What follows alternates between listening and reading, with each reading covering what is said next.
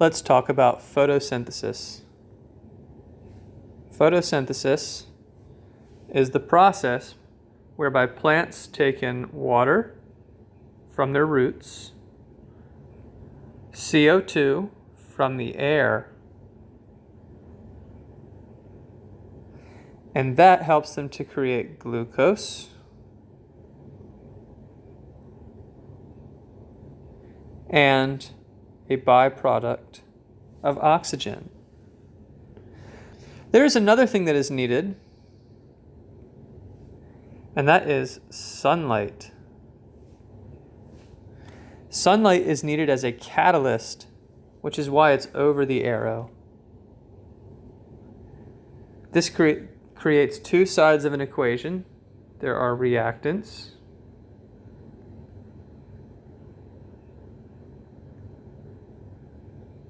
right here on the left side, and on the right there are, I'm running out of room here, products. Forgive my handwriting. So again, because you need this formula in your notes, there's water and CO2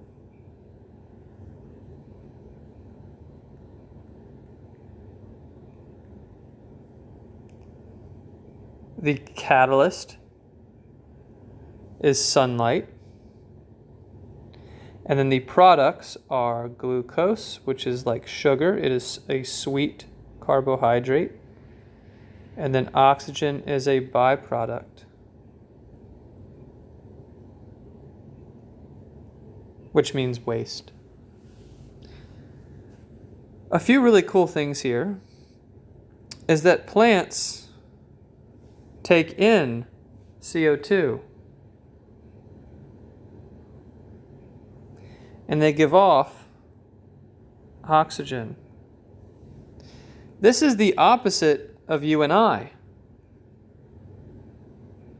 When we breathe in, we take in oxygen and we actually give off CO2.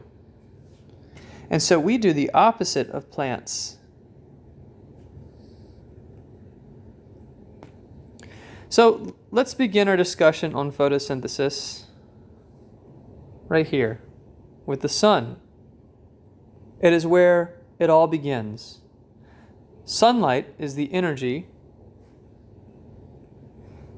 that is taken in by plants to create glucose and oxygen. So we will investigate that first. What is up with this sunlight?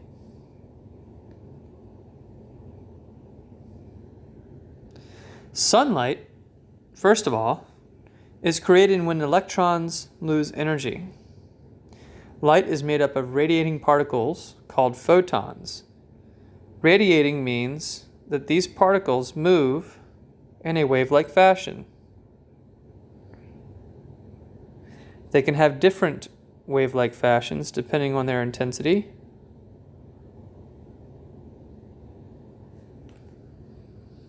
And the sun gives this off to us. When I say electrons lose energy, I mean they go from one energy state to another. Here's a video on that.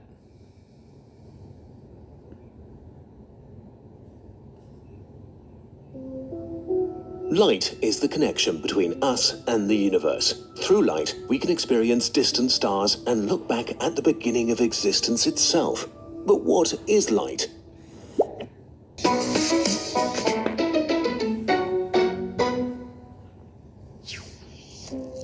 In a nutshell, light is the smallest quantity of energy that can be transported. A photon, an elementary particle without a real size that can't be split, only created or destroyed. Light also has a wave-particle duality, being kind of a particle and a wave at the same time, although this is a lie. Also, when we say light, we actually mean visible light, which is a tiny part of the electromagnetic spectrum, energy in form of electromagnetic radiation. Electromagnetic radiation consists of an enormous range of wavelengths and frequencies. It should be noted that he is talking about the visible spectrum, which we perceive as colors. We are lucky enough to have evolved the adaptation of being able to see in color. We can see the visible spectrum. And also, in photosynthesis, plants absorb light within that visible spectrum. There is other light outside of that spectrum, like over here, and we can actually see that light with special equipment like telescopes. There's a lot of information out there. The universe is full of stimuli. We are able to detect a very small portion of that visual stimuli. Gamma rays have the smallest wavelengths because they're the highest energy photons, but most gamma rays are just under 10 picometers, which is still way smaller than a hydrogen atom. For reference, a hydrogen atom compared to a cent is about as big as a cent compared to the moon. Visible light is in the middle of the spectrum, in the range of about 400 nanometers to 700 nanometers, about the size of bacteria. When he's talking about nanometers, wavelength, he's talking about how far away this stuff is, the distance between these little wiggles. Photons move like this. They're not in straight lines entirely. To be completely honest with you, we don't really know what a photon is. Even he is sort of simplifying it here. Other end of the spectrum, radio waves can be up to 100 kilometers in diameter, while the biggest wavelengths we know exist can span from 10,000 kilometers to a baffling 100,000 kilometers, way larger than Earth.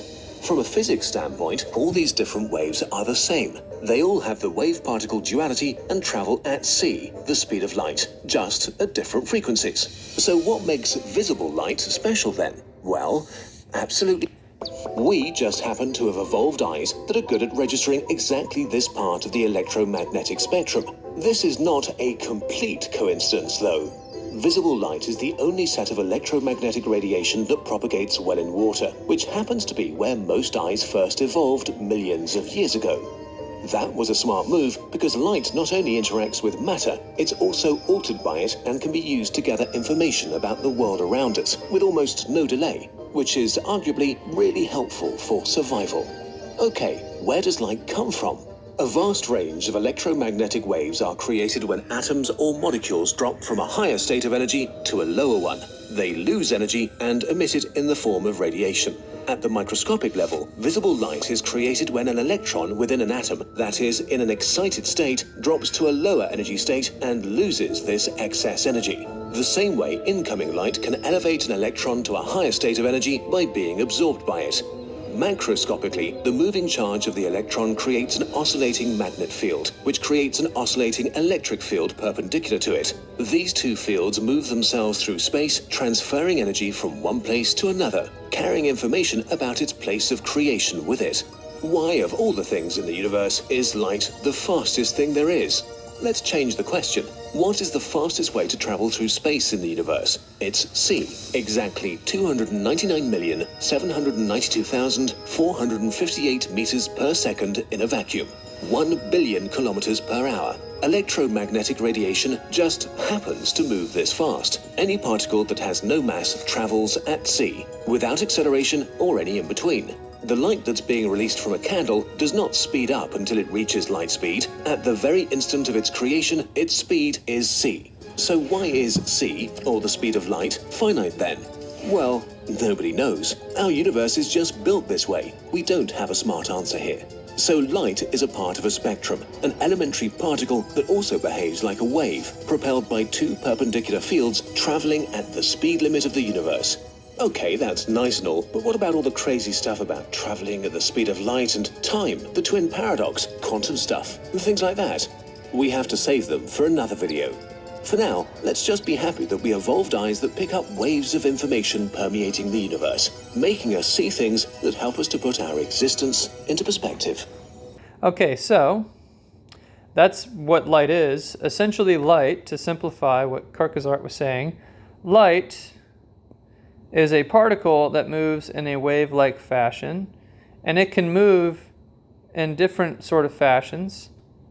So what is light good for? Light excites electrons. So we're talking about electron excitation. Basically, light is created from excited electrons, and it is also able to excite unexcited electrons. When an atom has an electron that's moving around it, that electron can gain energy, which basically means that it is now moving around further away from the protons and neutrons in the center. So instead of moving around this purple line, it might move around here in a different what's called cloud. The farther away an electron is able to orbit from its atom, the higher its energy. Eventually, though, it will fall back to its normal level. When it does so, that creates a ripple that we don't really understand, and that is light. So light is created from electrons going from a high energy state to electrons going to a low energy state. So electrons that are excited essentially give off radiation called photons when they lose energy. On Earth, we can use this to excite electrons, and so here's why we do it.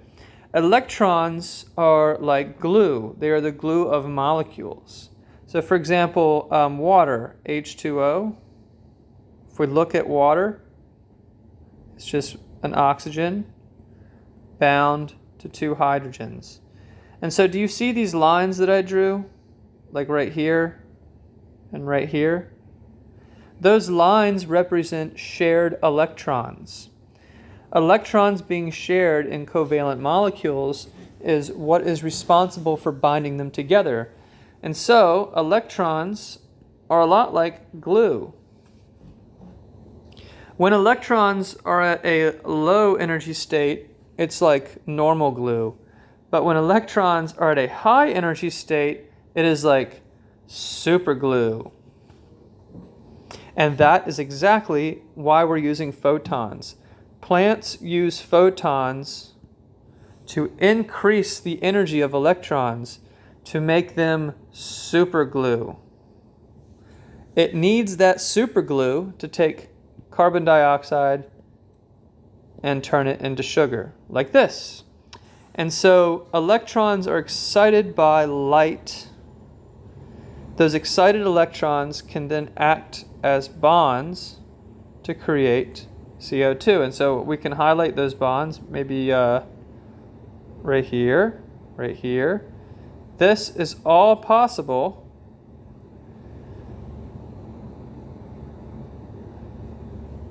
because of of electrons that were excited by photons. If that makes any sense. Look, I'll try to explain.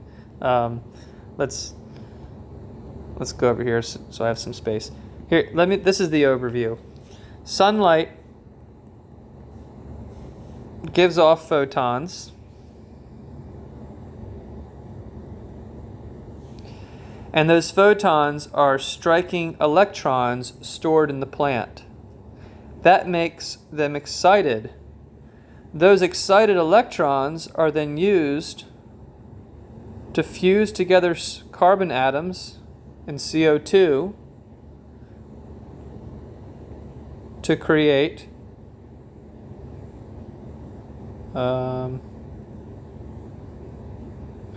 sugar. I believe this is the overall shape of glucose.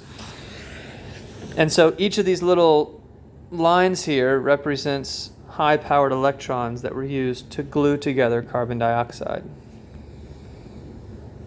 And so this is what happens. We get CO2 making glucose. So we end up with these molecules here of CO2 coming together to create glucose. All of these bonds are created from high energy electrons. So that's why we need sunlight. That sunlight is coming in and exciting electrons in the plants. These electrons are getting fired up, super high energy, so that they can be used to create sugar. And so let's take a closer look at that. We are dealing here with photoautotrophs, which means they are taking in photons, which we just talked about. Those are particles of light. And they're autotrophs, meaning they create their own food. They create glucose. So sunlight is coming in. It is exciting electrons, and that is being used to make sugar or glucose. Of course, we need a carbon source for this. So CO2 has carbon on it, and that is going to be our carbon source. So we're going to go here now. I'm going to take a look at the plant right here. This little cell. We're going to take a look at a cell. So this is what a plant cell looks like. And you can see this box shape right here. This, what I'm coloring in purple, is the cell wall. The cell wall is made of cellulose, which is a carbohydrate. It is one of the things that the plant uses its glucose to make. And then all these little things here are called chloroplasts. Chloroplasts are like solar-powered machines. They are responsible for taking in sunlight and using that sunlight to excite electrons. And so let's take a look. I'm going to zoom in to this one here. Here is what a chloroplast looks like. It might remind you of an electric plant, and it should, because there is electricity running through here. So let's first talk about the anatomy of this chloroplast. We have the membrane outside, the outer membrane. We're not really going to talk about that. But there is also the thylakoids. The thylakoids are these things. Here is one thylakoid. Here is another thylakoid. Here is another thylakoid. You will notice they are in stacks, and so we call a whole stack a granum. A granum would be this whole thing here.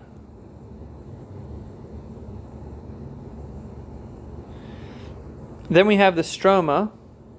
So the stroma is all the space outside. Photosynthesis occurs on the thylakoid membrane. And so we're going to take a look at this thing right here. We're going to go right into that membrane. Let's look at this one right here.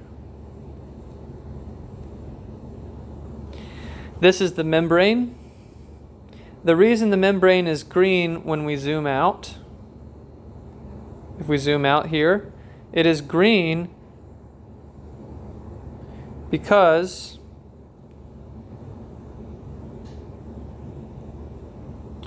of these little dots here.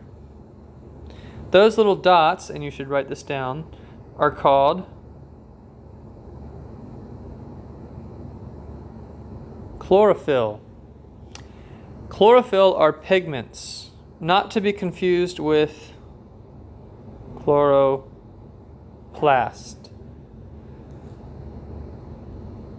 Chloroplasts are the whole organelle. Chlorophyll is just this stuff right here. So again, this whole organelle is the chloroplast. These little pigment molecules are called chlorophyll. Right here we have the lipid bilayer, which makes pretty much any kind of membrane in a cell. It makes the outer membrane of the cell, and it also makes the membranes of all of our organelles, including the chloroplast. So the chloroplast has these little organelles,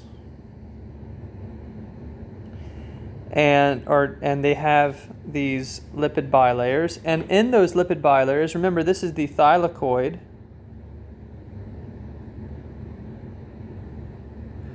This is the thylakoid membrane, and that again looks like this. We are on the membrane of this little structure. The thylakoid membrane, which is again all of this, this is the thylakoid membrane. On the inside we have the thylakoid space, and on the outside we have that stroma. So on the outside is just all this space here. That is the stroma. And so we're going to talk about what's right here. You can think of this thylakoid membrane like a giant solar panel, or rather a tiny solar panel. What happens is light comes in, and it does what I told you it does. It excites electrons. But first, we have to get electrons. So where do these electrons come from? You can't just make electrons. That is where the first part of photosynthesis comes in. Photosynthesis was water plus CO2, a little light, made glucose and oxygen. So right now, we're going to use that oxygen, we're going to use that water. H2O donates its electrons. Those electrons, however, are a low energy state. And so light is going to turn them into a high energy state. And so those electrons are being held by chlorophyll. That's why we need chlorophyll. Chlorophyll will hold those electrons until sunlight comes in and hits the electron and makes it higher energy state. We then give that electron to what's called a coenzyme. A coenzyme assists other enzymes, and it brings it to a pump. This high energy electron will attract positive things. The most common positively charged molecule in our universe is the smallest one, and that is hydrogen. Hydrogen will start being pumped into the inside, of this space. And so I'm just going to represent that with dots.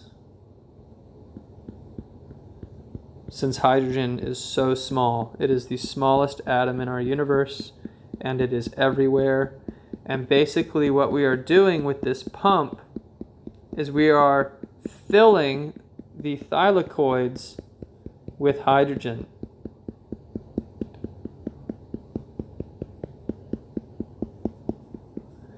And there will only be a little bit on the outside. And so you might recognize this from the last chapter. This is creating potential energy in the form of a gradient. This gradient wants to move out, but we are not letting it. We are keeping that in, which is increasing potential energy.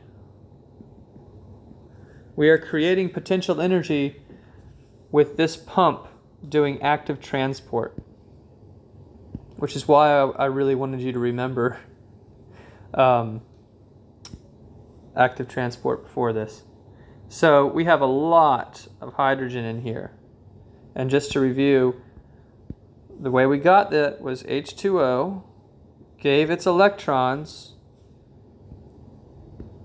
sunlight excited those electrons, where it was given to this pump, that pump brought in hydrogen ions. Now that we have used that, the electrons are back down to their normal energy state. And so now we've used up the energy in the electron, so it is back down. And so we need to re-energize it. So all we do is we give it to more of these chlorophyll molecules. And just use sunlight once again to excite it. We give it to another coenzyme. That coenzyme then gives it to this protein here, where that high energy electron will be used, will be picking up by a very big molecule called NADH. You can think of NADH as a pickup truck. So NADH is going to grab that electron and carry it off somewhere else. But then we still have this hydrogen ion gradient. And so what we can do is we can actually use that hydrogen ion gradient. So if this is the hydrogen inside,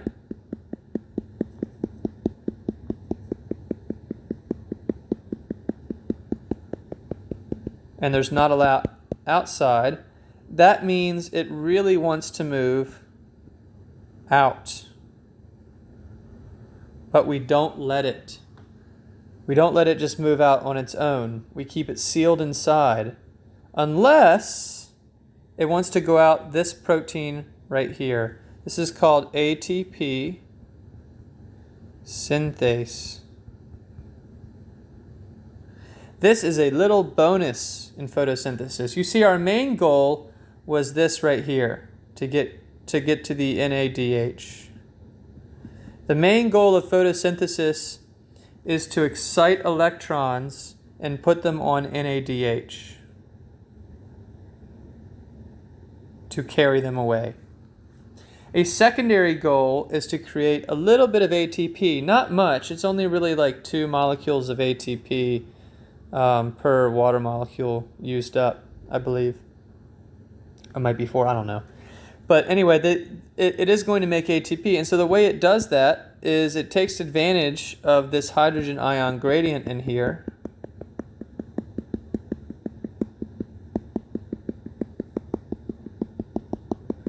By letting these molecules flow the way they want. So they let it in a small channel, and it then goes around and out. And so this is like using a water turbine in a river. The concentration gradient here is the river. And what this is going to do is it's going to spin this machine, this ATP synthase. By spinning this machine, you generate ATP through a very mechanical and physical interaction. And so ADP is used up ATP. It is fed into this protein, and then this twisting motion jams a third phosphate on, and that creates ATP. The reason this exists for chloroplasts is because chloroplasts used to be their own individual organism. And every organism on our planet, whether it be bacteria or eukaryotic like us, has to have ATP or it can't exist. And so because this used to be its own bacteria before plant cells went through endosymbiosis, it had to make ATP as well. So this ATP synthase machine is great. We're actually going to talk about an even better version of it in mitochondria later. So that we will see this guy we will see again in the next organelle we study, mitochondria. But for now, just know that it is also used in chloroplasts. Okay, so that's basically it. The end product here has been 2 things on the thylakoid. Remember, this is the thylakoid. what we have made here is NADH carrying energized electrons. And we have also made a little bit of ATP. So yay, we've made ATP and we have excited electrons on NADH. So now let's get outside of the thylakoid and let's go back. And so what we have made from this space here, from all of these granum, is we've made a bunch of NADH, and those are carrying excited electrons. And we have also made a little bit of ATP. Both of these things here are needed for the next process. And that is going to take place in the stroma. So all of this space here inside of this chloroplast, but not inside the thylakoid. We are in the stroma. And so let's just zoom into the stroma and just talk briefly about what's going on here. Again, the thylakoids, which I'll get at least in view of that. The thylakoids here, here's a thylakoid. It is giving off two things. It is giving off NADH with its electrons on it that are in a high energy state, and so it's like superglue. Basically, it is carrying superglue. And it's also giving off a little bit of ATP energy. So through a really complicated process that I don't want to get into too much, called the Calvin cycle. Wait. Am I confused here? Yes, Calvin cycle. The Calvin cycle is also sometimes called the dark reaction. But don't worry about that. It's called the dark reaction because light is not needed for this step. The Calvin cycle takes in CO2 from the atmosphere, because remember, we needed CO2 in our photosynthesis formula. It takes CO2 and it glues it together to make glucose through a very complicated process. So to glue together molecules, you need that electron glue carried by NADH. You need a little bit of energy, which we have. And you need a carbon source, which we have. And so all these things come together in the Calvin cycle to create glucose. And so our photosynthesis formula has been fulfilled. We have used water for its electrons in their low energy state. We have used CO2 in this dark reaction as a carbon source.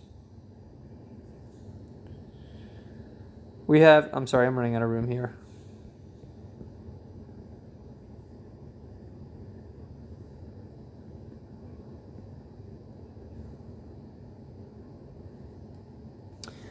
We have made from this glucose by gluing together those carbon atoms, and the leftovers from H2O, oxygen.